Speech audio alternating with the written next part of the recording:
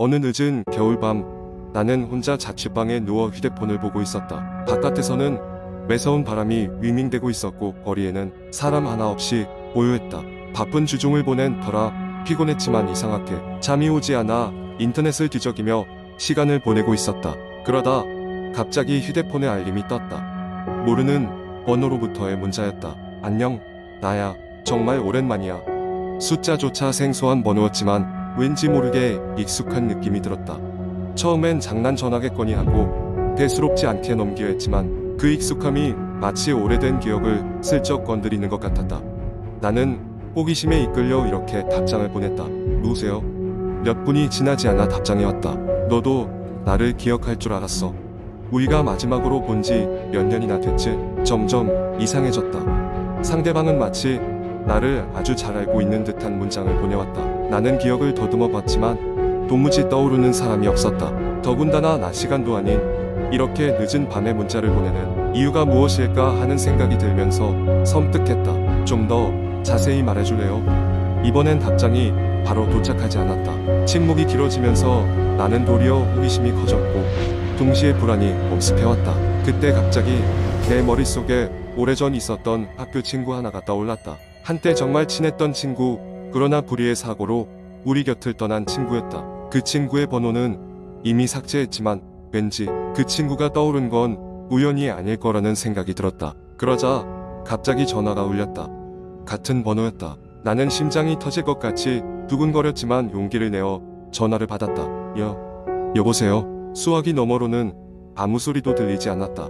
숨소리조차도 잡히지 않았다. 그러나 나는 그 침묵 가운데서 묘한 확신을 느꼈다. 전화를 끊으려던 순간 낮고 조용한 목소리가 들려왔다. 왜 그때 나를 두고 갔어? 순간 내 머릿속은 하얗게 변했다. 그 사고가 있던 날 나는 그 친구와의 약속을 바쁘다는 이유로 미룬 채 그냥 집으로 돌아왔었다. 그리고 그날 밤 친구는 사고를 당했다. 그 일이 있은 후 나는 오랫동안 죄책감에 시달려야 했다. 미안해. 정말 미안해. 나는 떨리는 목소리로 말할 수밖에 없었다. 그 후엔 아무 대답도 들을 수 없었다. 전화는 끊어졌고 나는 그 자리에서 한동안 움직일 수 없었다. 그날 밤 이후로 그 번호로부터의 연락은 없었다. 하지만 아주 가끔씩 내 꿈속에 그 친구가 나타나곤 했다.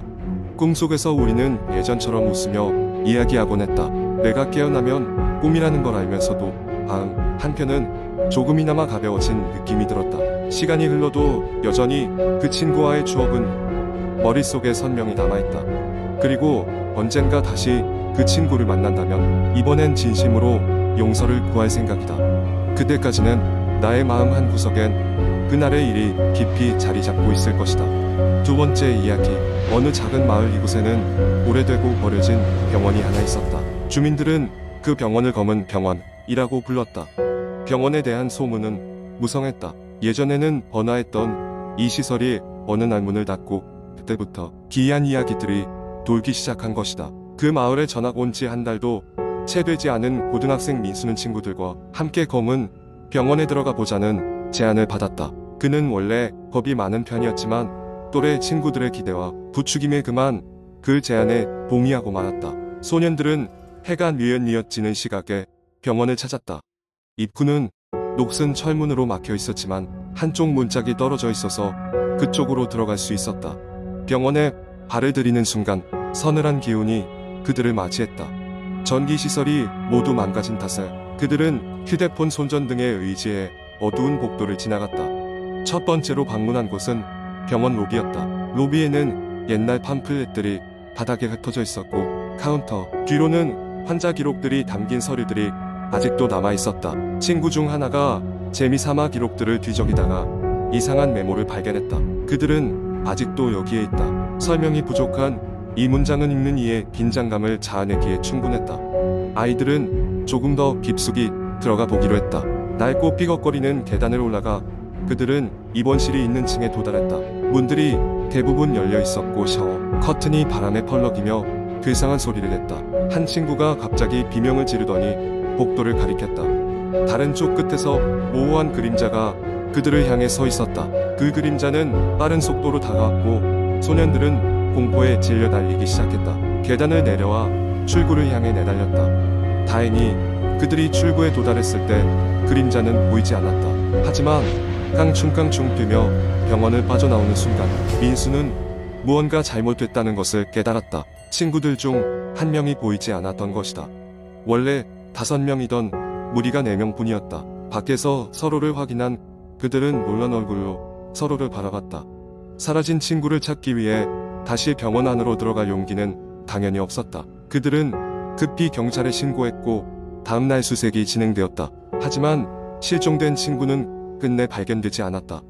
그리고 또다시 몇 주 뒤 민수는 그 실종된 친구의 행방에 대한 단서를 찾고자 비슷한 경험을 한 사람들을 검색했다. 인터넷 속에는 그 병원에서 실종된 사람들의 목록이 은밀하게 공유되고 있었고 그 수는 한둘이 아니었다. 더욱 섬뜩한 것은 마지막으로 페이스북에 게시된 실종된 친구의 포스트였다. 돌아갈 수 없다.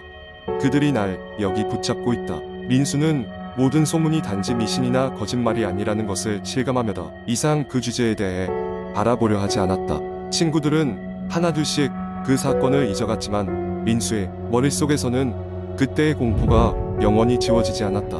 지금도 때때로 꿈속에서 그 무언가가 다가오는 느낌에 화들짝 깨곤 한다. 그리고 마을 사람들은 여전히 무언가가 있는 그 병원 근처에 다가가지 않는다. 그곳에 무슨 비밀이 숨겨져 있는지는 여전히 미스터리로 남아있었다. 세 번째 이야기. 어느 조용한 시골 마을. 태백산맥 자락에 자리한 작은 마을은 여느 때와 다르게 싸늘한 기운이 감돌고 있었다. 이 마을은 평소에도 사람들이 많이 찾지 않는 고요한 곳이었지만 최근 들어 더 이상 흐트러지지 않는 정적이 마을을 감싸고 있었다. 사람들은 잘 알지 못했지만 역사가 오래된 이 마을에는 오랜 전설이 있었다. 이 마을 뒷산에는 버려진 산장이 하나 있었다. 그곳은 한때 유명한 대부 가족의 별장이었으나 어느 날 밤 그 집안 사람들이 흔적도 없이 사라진 이후는 아무도 살지 않는 유령의 집이 되었다. 시간이 지남에 따라 주민들은 그곳에서 이상한 소리가 들리거나 알 수 없는 그림자가 맴돈다 소문을 내기 시작했다. 하지만 직접 본 사람은 없었기에 단지 이야기로만 전해지곤 했다. 그러던 어느 날 대도시에서 온 탐험심이 강한 대학생 무리가 있었는데 그들 중 한 명인 민수는 호기심에 이끌려 산장을 탐험해보고 싶어 했다. 친구들은 처음엔 망설였지만 결국 그날 밤 일행은 모두 손전등을 들고 산장으로 향했다. 산장에 다다르자 오래된 나무 대문이 삐걱이며 열렸고 그들은 안으로 들어갔다. 내부는 먼지가 쌓여 있었고 시간이 멈춘 듯한 분위기였다. 벽에는 낡은 초상화들이 걸려 있었는데 그중 한 사람만이 이상하게도 미소를 짓고 있었다. 민수는 그 초상화 앞에서 발걸음을 멈추고 뭔가 이상함을 느꼈다. 자세히 들여다보니 그 초상화의 눈이 자신의 주위를 따라다니고 있었던 것이다. 섬뜩한 기분에 친구들과 함께 산장을 더 조사하던 그들은 곧 지하로 향하는 비밀스러운 문을 발견했다. 계단을 따라 내려가자 그곳은 방치된 고문실처럼 보였고 벽에는 이상한 상징들이 새겨져 있었다. 순간 온몸에 쩌릿한 전율을 느끼며 그들은 서둘러 돌아가려 했지만 계단은 이미 없어진 듯 사라져버렸다. 출구를 찾기 위해 안간힘을 쓰던 중 그들은 고문실 구석에서 희미한 빛이 새어나오는 작은 문을 발견했다. 그 문을 열자 마치 다른 차원으로 연결된 것처럼 완전히 다른 공간으로 이어졌다. 그곳에는 키가 큰 회색색의 형체들이 그들을 향해 다가오고 있었다. 두려움에 빠진 그들은 문을 닫고 다시 고문실로 돌아왔지만 출구는 여전히 보이지 않았다. 그때 갑작스럽게 민수가 무언가에 홀린 듯 천천히 그 회색 형체들이 있는 문 쪽으로 다가가기 시작했다. 친구들이 그를 붙잡으려 했지만 알 수 없는 힘이 그들을 밀어냈다. 민수는 다시 문을 열었고 그 순간 강렬한 빛이 쏟아져 나와 방 전체를 가득 채웠다. 그 빛이 사라졌을 때 친구들은 자신들이 산장 밖에 나와 있다는 것을 깨달았다. 그러나 민수는 보이지 않았다. 패닉에 빠진 그들은 황급히 마을로 돌아가 보고했지만 경찰은 그들의 술로 인한 환상이라며 대수롭지 않게 여겼다. 산장은 이후로도 그냥 방치되었고 마을 사람들 사이에서는 그날 이후로 그 집에는 결코 접근해서는 안 된다는 엄중한 경고가 전해졌다. 시간이 흐른 후 마을을 방문했던 한 신비한 역사가가 그 산장을 조사하던 중 오래전 사라진 대부 집안이 그 산장에서 무언가를 소환하는 비밀의식을 했다는 고보고서를 발견했다. 그리고 그 의식의 마지막 단계에서 실수로 차원의 문을 열어버렸다는 충격적인 사실도 알게 되었다. 민수는 돌아오지 않았고 그날 밤의 진실은 그렇게 미궁 속에 남게 되었다. 그 후로도 그 산장에서는 가끔 빛이 새어나오거나 누군가의 속삭임이 들린다고 전해지며 그 마을은 여전히 신비와 공포로 가득한 장소로 남아있다. 네 번째 이야기. 옛날 한국 어느 작은 시골 마을에 잊혀진 마을이라는 별명을 가진 곳이 있었다. 이 마을은 언젠가부터 주민들이 하나둘씩 떠나기 시작하더니 급기야 완전히 폐허가 되었다. 이 마을을 둘러싼 괴담은 수도 없이 많았지만 그중 가장 유명한 것은 울리는 피리 소리에 관한 이야기였다. 이야기의 발단은 약 50년 전으로 거슬러 올라간다. 마을에는 재능 있는 피리 부는 소년 지훈이가 있었다. 지훈이는 늘 금빛 피리를 가지고 다니며 아름다운 선율을 연주하곤 했다. 그의 피리 소리는 듣는 사람마다 마음을 평온하게 해주었고 마을 사람들은 지훈이를 무척이나 사랑했다. 그러나 어느 날부터인가 밤이 되면 마을 곳곳에서 불길한 피리 소리가 들리기 시작했다. 그 소리는 지훈이의 피리 소리와는 전혀 다르게 음산하고 스산한 느낌을 주었다. 주민들은 그 소리를 들을 때마다 기분이 이상해지고 꿈속에서 악몽을 꾸기도 했다. 심지어 몇몇 주민들은 몸이 아프기 시작했고 원인을 알 수 없는 이유로 점점 더 많은 사람들이 병들어갔다. 마을 사람들은 피리 소리가 들리는 곳을 조사하기 시작했다.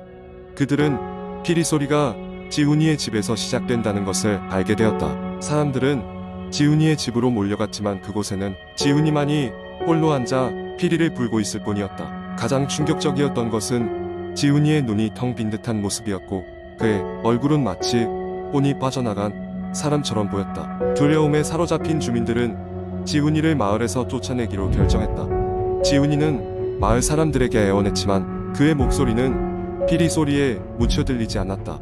결국 지훈이는 마을을 떠나야만 했고 그 후로 그의 소식은 누구도 들을 수 없었다.